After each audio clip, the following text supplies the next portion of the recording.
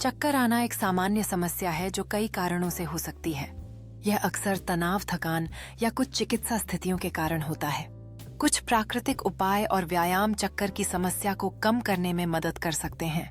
संतुलन बेहतर करने के लिए जीवन शैली में परिवर्तन भी मदद कर सकते हैं। स्वास्थ्यवर्धक आहार और तनाव कम करने के तरीके चक्कर की समस्या को नियंत्रित कर सकते हैं।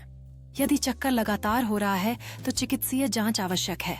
समर्थन समूह और उपचार योजनाएं चक्कर के साथ जीने में मदद कर सकती हैं।